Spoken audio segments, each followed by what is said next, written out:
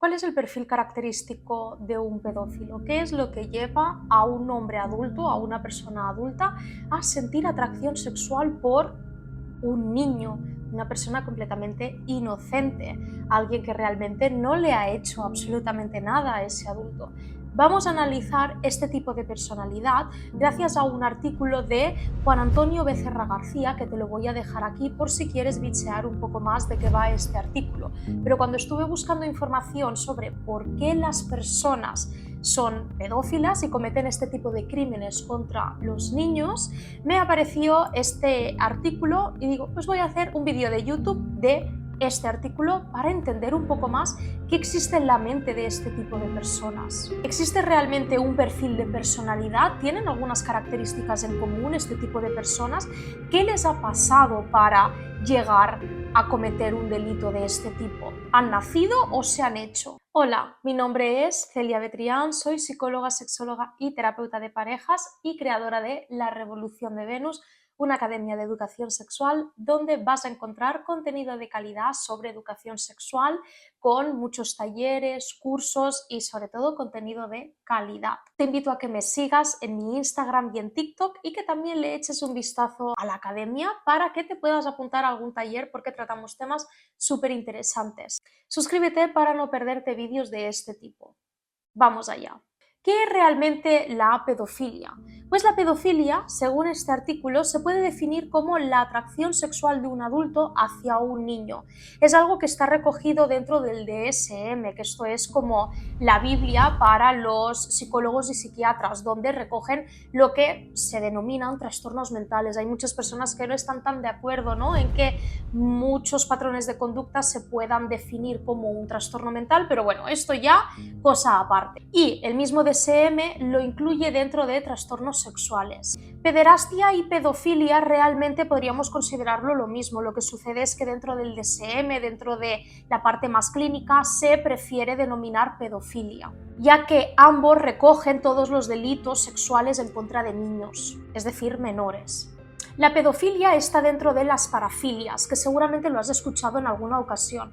¿Qué significa realmente parafilia? Para que así te pongas un poco en contexto. Las parafilias son trastornos sexuales en los que la persona siente excitación ante estímulos, objetos o situaciones que no son típicamente considerados como parte, ¿no?, de la sexualidad convencional. La característica esencial de la parafilia es la presencia de fantasías, impulsos o comportamientos sexuales atípicos que persisten durante un mínimo de 6 meses. Las parafilias se clasifican en función de los objetos o la situación que provocan la estimulación sexual, como por ejemplo los que sienten atracción sexual por objetos inanimados, como puede ser el fetichismo, los animales, zoofilia, situaciones que implican dolor, masoquismo o el sufrimiento de otros, sadismo. Obviamente existen muchas variaciones dentro de este tipo de espectro, pero no todas las parafilias implican daño físico o psicológico, ni todas están penalizadas por la ley.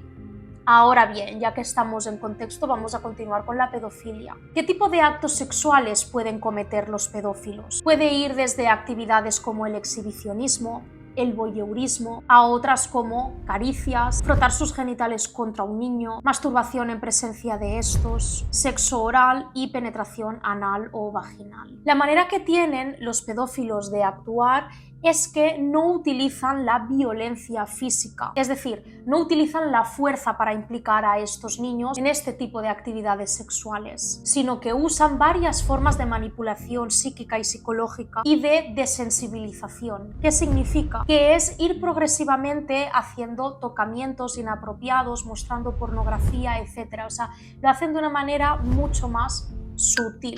Algo que al final termina confundiendo mucho al menor, porque es un tipo de información que el menor no está preparado para entender psicológicamente ni a nivel de madurez.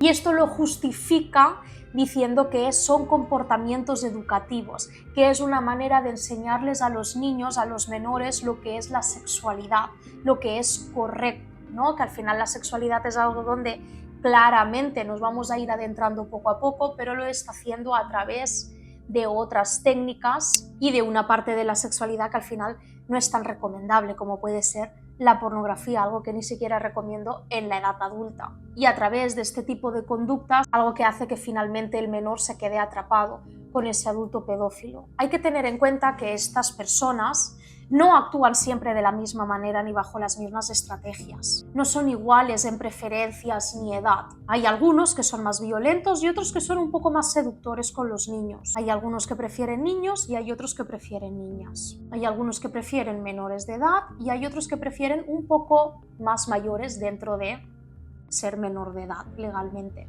¿Cuándo realmente una persona empieza a desarrollar atracción sexual a los niños, hacia los menores? En algunas personas empieza en la niñez y en la adolescencia y hay otras personas que lo pueden desarrollar en la etapa adulta, para que veáis la gran variabilidad de características dentro de la pedofilia. A pesar de que se ha intentado realmente a través de muchos estudios recoger toda la información, ¿no?, que dé como una aproximación de las características de personalidad de esta patología, pero realmente lo que vemos es que no tiene un tramo en concreto donde se desarrolla esta patología, sino que es algo que puede variar realmente en el tiempo. En cuanto a la personalidad, ¿no?, ¿cuáles son los rasgos de personalidad que podemos encontrar en este tipo de personas? Lo que sí vemos son rasgos psicopáticos, signos de conducta pasivo-dominante, signos de conducta pasivo-dependiente, trastorno de personalidad narcisista, visión distorsionada de los otros y necesidades primitivas de dependencia. Mientras que, desafortunadamente, en otros estudios no se ve realmente una similitud en la personalidad de los diferentes pedófilos. Es decir, que no están dentro de una psicopatología específica, por lo que se les puede definir como personas normales dentro de la sociedad. Y el problema además es que no ven su conducta como algo problemático, es decir, niegan que tienen un problema, por lo que genera una resistencia al cambio. Este artículo lo que ha hecho es estudiar toda la literatura que hay alrededor de los pedófilos, es decir, todos los otros estudios que han querido entender más sobre la pedofilia, y las conclusiones que han sacado es que aunque toda esa literatura anterior no terminaba de encontrar unas características en concreto de los rasgos de personalidad dentro de la pedofilia, sí que han visto, estudiando, ¿no?, una mayor cantidad de artículos, cuáles son las similitudes dentro de esos artículos. Y sí que han visto que hay una predominancia de rasgos obsesivos dentro de los pedófilos. Es decir, que los agresores diagnosticados de pedofilia mostraban en mayor medida trastornos de personalidad obsesivos, histriónicos y borderline. Y dentro de estos rasgos obsesivos lo que se ha observado es que existen distorsiones cognitivas sobre la sexualidad. Distorsiones que al final son lo que predicen el origen y el mantenimiento de este trastorno. Así que podríamos decir que como conclusión lo que se ha encontrado realmente así más distintivo dentro de los agresores y de los delincuentes por pedofilia, de los agresores sexuales de menores, es que tanto los rasgos obsesivos como las distorsiones cognitivas influyen en nivel de desviación en la conducta sexual de estas personas. Y después nos preguntamos, ¿los pedófilos realmente actúan con impulsividad? Los estudios recogen que no, ya que del 70 al 80% de delitos sexuales son premeditados, por lo que no puede haber índices de impulsividad cuando la gran mayoría de delitos sexuales son premeditados. Además, lo que hemos dicho al inicio es que van de manera progresiva, entonces saben muy bien cuáles van a ser sus víctimas y cómo poco a poco adentrar en sus vidas. No van a cometer el acto sexual más grave desde un principio. Lo que también se ha visto es que en los actos sexuales más graves sí existe en esas personas un mayor grado de psicopatía, solo en todos aquellos actos que son más violentos. Ahí sí que podemos ver que el grado de psicopatía es mayor en los agresores. Algo que también hemos visto en las personas pedófilas es que aparecen sentimientos de inferioridad, aislamiento social, baja autoestima, dificultad para las relaciones interpersonales e incluso tienen un estilo de afrontamiento inmaduro para su edad, pudiendo ser debido, ¿no?, a la falta de asertividad y a esos rasgos más psicopáticos, además de algunos rasgos, ¿no?, de ira y hostilidad. Entonces, ¿han nacido así o han sido creados? Lo que se ve es que claramente, como todo realmente en la psicología, la infancia es clave para el desarrollo de la personalidad.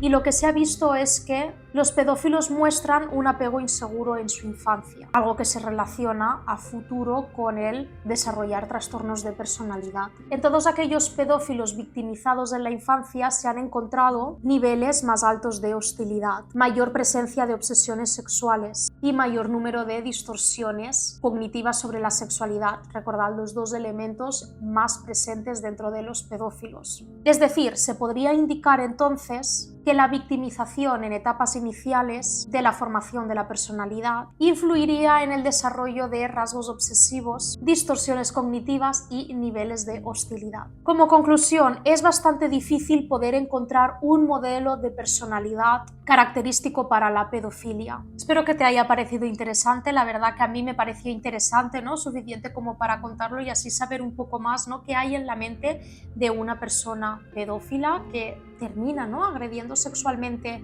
a los menores y no siendo consciente del impacto de sus actos y de cómo puede destrozar la vida de tantas personas inocentes en la infancia, que debería ser lo más protegido y valioso de la vida, y cuántas familias rompe también un delito sexual. Muchas gracias por estar aquí, déjame en comentarios qué te ha parecido, sobre todo dale like también y suscríbete para vernos en más vídeos de este tipo. Un beso enorme. ¡Mua!